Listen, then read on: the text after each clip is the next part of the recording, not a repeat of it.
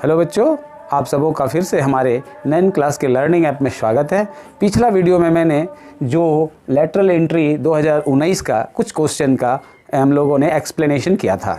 आज जो हम लोग जो एक्सप्लेनेशन करने हैं, जो 2019 का जो रेस्ट क्वेश्चन है जो बच गया था उसका एक्सप्लेनेशन करते हैं। चलिए टाइम को वेस्ट नहीं करते हैं और जितना जल्दी हो इस क्वेश्चन को देखते हैं। तो पिछला वीडियो में हमने 91 क्वेश्चन तक किया था। अब हम लोग जो क्वेश्चन करेंगे वो 92 क्वेश्चन करेंगे। तो देखिए क्वेश्चन आपके स्क्रीन पे है। वो क्वेश्चन क्या कहता है, फाइंड द करेक्ट ऑप्शन, मतलब इसमें मिलाना है, सही विकल्प को ढूंढना है। तो पहला जो ऑप्शन है हमारा है वो देखिए क्या दिया है, उसमें मैचिंग द फॉलोइंग में है। तो देखिए ये कॉन्सेप्ट आपको पढ़ने से होगा। तो गार्डन है, फंगी है, कुल्हड़स है, क्लोरोफ्लोरोकार्बन है। देखिए अब इसमें कॉन्सेप्ट आपको ये समझना है, जो आप समझते हैं बस उसी को पहले मिलाइए। चलिए गार्डन है, तो गार्डन जो होता है, जो बाग बगीचा हम लोग बनाते हैं वो आर्टिफिशियली बनाया जाता है, अपने से बनता नहीं है, बनाया जाता है। तो चलिए ए का तो 3 हो गया आर्टिफिशियल इकोसिस्टम। उसके बाद चलिए फंगी यदि आपको नहीं समझ में आता है छोड़ दीजिए। फिर जो है कुल्हड़ समझ में नहीं आता है छोड़ दीजिए। क्लोरोफ्लोरोकार्बन तो आपको समझना चाहिए, वो फ्रीज में एसी में जो ठंडा होता है ये क्लोरोफ्लोरोकार्बन ही भरा जाता है। तो ये क्या है, यानी यूज इन रेफ्रिजरेटर, यानी डी का क्या हो जाएगा, 2 हो जाएगा। अब आ जाइए, आप जो नहीं जानते उस पे गैस कीजिए, फंगी और कुल्हड़। तो फंगी पे गैस कीजिए। फंगी कैसा है, तो नो डाउट फंगी डिकम्पोजर है, वो सड़ाता है और गलाता है। इसके पहले वीडियो न्यूट्रिशन में मैंने ये बताया है, ये पढ़ाया है आपको, उस वीडियो को जरूर देखिए तो ये क्वेश्चन का आंसर मिल जाएगा। तो इसका कुल मिला के जो हम देखते हैं कि गार्डन आर्टिफिशियल हो गया, फंगी डिकम्पोजर्स हो गया, उसके बाद क्लोरोफ्लोरो हमारा यूज इन रेफ्रिजरेटर में हो गया, तो जो बचा वो हो गया। अर्थात इसका जो ऑप्शन हमारा हो गया, आंसर हो गया, वो हो गया हमारा सी। ठीक है, चलिए क्वेश्चन नंबर 93 को देखते हैं। 93 कहता है find out the false statement with respect to recharge underground water.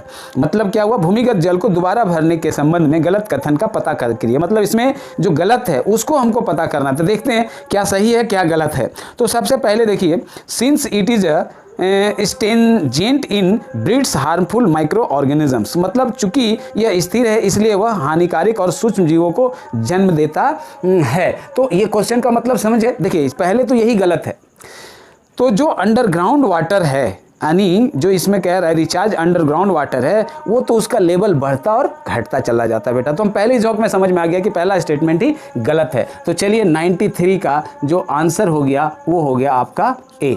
अब हम देखते हैं 94 को आप देखिए question number, this is not true with respect to the progress in evolutions. मतलब ये हुआ, यह विकास के प्रगति के संबंध में सच नहीं है। तो क्या सच नहीं है, देखिए सबसे पहले इंग्लिश में हम लोग देखते हैं, more and more complex body design have in emerged in courses of evolution. बिल्कुल ये सही है, मतलब अधिक से अधिक जटिल शरीर रचना का विकास के दौरान उभरना। जब आप पढ़ोगे एवोल्यूशन चैप्टर हम पढ़ाएंगे तो देखिएगा कि ये वेरिएशन होता है, नए नए वेरिएशन होते चले जाता है, मतलब ये संभव है। तो ये तो गड़बड़, ये तो नहीं होगा। दूसरा है older body design are not insufficient. ये भी कहता है कि पुराने शरीर की रचना अक्षम है। नहीं, जनरेशन यही तो होता है। कभी कभी जो है आपके घर में कोई बच्चे होते हैं, देखिएगा दादाजी का कलर लेके पैदा हो जाता है, दादाजी का रंग रूप लेके पैदा हो जाता है। तो ओल्डर तो हो सकता है, तो ये भी हमारा आंसर नहीं होगा। अब देखते हैं सी, कहता है human being are complex and are the pinnacle of evolution. मतलब मनुष्य जटिल और विकास का शिखर है। नहीं,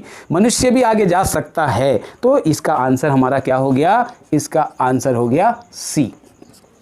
अब देखते हैं हम 95 क्वेश्चन। चलिए 95 नंबर क्वेश्चन क्या कहता है, फाइंड वेदर ट्रू और फॉल्स। आपको सही या गलत का पता करना है। तो पहले तो आप समझ लीजिए कि सही अगर गलत का क्या स्टेटमेंट है, यानी ए और बी है, यही दोनों में समझना कि ए सही है या गलत है, बी सही है या गलत है। तो पढ़िए, human selected for arrested flower development in wild cabbage plant and breed cauliflower.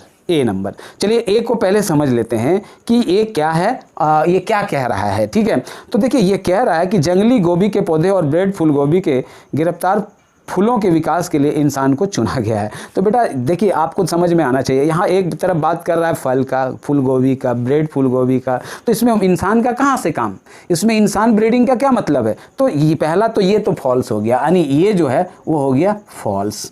अब दूसरी बात आइए, दूसरी बात कहता है कि they selected larger level in bred केले, तो उन्होंने बड़े पत्ते और ब्रेड केले का चयन किया। देखिए इसमें क्या होता है, ब्रीड के लिए जो आपका बड़े पत्ते के ब्रेड केले हो गया, ब्रोंकली हो गया, कॉली, ये सब सेम स्पीसीज के हैं, तो सेम स्पीसीज में ब्रीडिंग किया जाता है, ठीक है। तो ये ट्रू हो गया, यानी बी जो है बेटा वो ट्रू हो गया। अब आप समझ लीजिए कि इसका ऑप्शन क्या है। तो इसका ऑप्शन हमारा क्या हो सकता है कि सी में, यानी डी में ए फॉल्स है और बी ट्रू है, तो इसका आंसर हमारा हो गया डी। अब हम देखते हैं 96 क्वेश्चन। 96 क्वेश्चन कहता है identify the correct option. Correct option को आपको चुनना है। इसमें ए बी सी डी 4 दिए हुए हैं। तो इसमें कहता है plant use electrochemical signal to convey message from cell to cell, ठीक। दूसरा कहता है the part of the tendril contact with the object grow rapidly then the part away from the object। तीसरा कहता है tropic movement can be either toward और away from the stimulus. Growth of pollen tube toward ovary of flower is due to geotropism. तो यहाँ पे आपको हम एक चीज़ समझाते हैं, थोड़ा सा क्वेश्चन तो लंबा है तो इसको समझने का कोशिश कीजिएगा। पहला बात को समझिए, थोड़ा हिंदी में समझाते हैं। पौधे कोष से कोष तक संदेश पहुंचाने के लिए इलेक्ट्रोकेमिकल संकेतों का उपयोग करते हैं। बिल्कुल सही, ये सही है।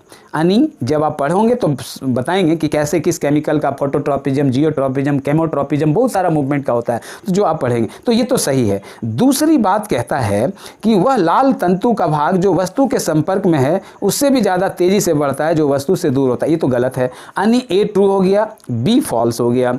सी में आइए, सी में क्या कहता है कि tropic movement can be either toward और away from the stimulus. Very good, ये बहुत सही है कि जो ट्रॉपिक मूवमेंट होता है ना, मानी उष्ण प्रदेशीय गति, जैसे लाइट की ओर जो है कोई पौधा बढ़ता है तो लाइट की ओर जाता है तो टूवर्ड मूवमेंट हुआ, और उसको फोटोट्रॉपिज्म कहते हैं। जो जमीन के नीचे जाता है उसको जियोट्रॉपिज्म कहते हैं। तो ये बात कहने का मतलब सही है, इसको तुरंत इतना शॉर्ट टाइम में नहीं समझा सकते, लेकिन आप ये समझिए सी हमारा ट्रू है। डी कहता है growth of pollen tube toward ovary of flower is due to geotropism, यानी ये भी बात वो गलत कह रहा है। तो यहाँ पे कुल मिला के हम देखते हैं कि ए हमारा ट्रू है, सी ट्रू है, बी और डी फॉल्स है, यानी इसका आंसर क्या हो गया 96 का जो आंसर हो गया हमारा वो हो गया बी। अब देखिए 97 क्वेश्चन में आइए। 97 क्वेश्चन क्या कहता है, 97 क्वेश्चन कहता है असाइन ट्रू और false to the below statement with respect to placenta. Placenta के संबंध में, नाल के संबंध में नीचे दिए गए कथनों को सही या गलत बताइए। तो देखिए हम यहाँ पे इंग्लिश में पढ़ते हैं, हिंदी में भी दिया हुआ है। कहता है placenta has villi on the embryo side of the tissue, ठीक है। पहले इसको आप समझ लीजिए, प्लेसेंटा क्या होता है। प्लेसेंटा जो है जहाँ पे बच्चे, जो एम्ब्रायो बनता है ना, बच्चा जहाँ पर बनता है, भ्रूण जाता है, वहाँ पे वो प्लेसेंटा बनाता है, और उसी प्लेसेंटा के द्वारा माँ से उसको खाना पीना, सांस लेना सब उसी प्लेसेंटा के द्वारा उसके बॉडी में जाता है।